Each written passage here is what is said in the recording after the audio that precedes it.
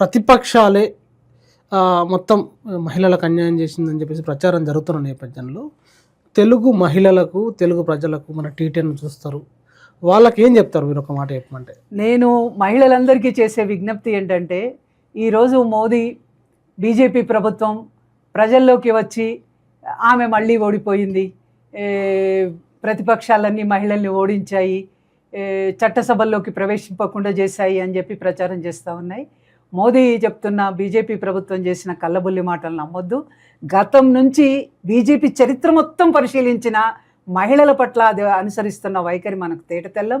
ఇప్పుడు కూడా మనల్ని పావుగా చేసుకొని మహిళా బిల్లును ముసుగేసేసి నియోజకవర్గాల పునర్విభజన బిల్లును ఆమోదింపజేసుకోవాలని చూసింది. దాని ద్వారా రాజకీయ లబ్ధిని పొందాలనుకొని చూస్తూ ఉంది. కాబట్టి దీని వెనకాలన్న మర్మాన్ని గ్రహించాలే మహిళలందరూ.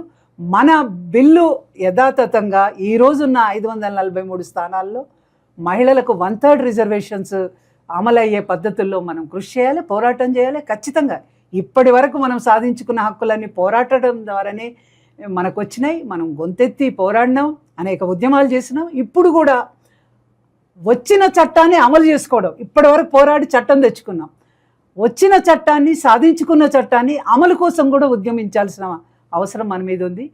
మోదీ కల్లబుల్లి కబుర్లను నమ్మొద్దు. మన రిజర్వేషన్లు మనం పోరాడి అమలు చేసుకునే పద్ధతిలో ప్రయత్నం చేద్దామని మహిళలందరికీ నేను విజ్ఞప్తి చేస్తాను. థ్యాంక్ యూ వెరీ మచ్ జ్యోతి గారు. ప్రజలారా విన్నారు కదా, ఏదైతే 131వ రాజ్యాంగ సవరణతో పాటు డీలిమిటేషన్ బిల్లు, అదేవిధంగా కేంద్రపాలిత ప్రాంతాల ప్రత్యేక చట్టాలకు సంబంధించిన 3 బిల్లులే ఉన్నాయి.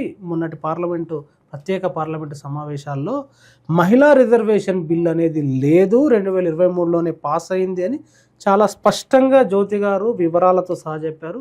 అదేవిధంగా డీలిమిటేషన్కి మహిళా రిజర్వేషన్ బిల్లుకు లింకు పెట్టకూడదు. ఇప్పుడున్న 543 స్థానాలలో యాజ్ ఇట్ ఈజ్గా మహిళా రిజర్వేషన్లను ఇంప్లిమెంట్ చేయాలి, దానికోసం ఉద్యమాలు చేయాల్సిన అవసరం ఉంది అని చెప్తూ బీజేపీ మోసం చేస్తుందని అనేక విషయాలు చెప్పారు. మరి ఆమె చెప్పిన అంశాలపైన తప్పకుండా మీ కామెంట్ రాయండి. ఈ వీడియోని ప్రతి తెలుగు మహిళకు పంపించే ప్రయత్నం చేయండి. Thank you very much. చూస్తూనే ఉన్నాను.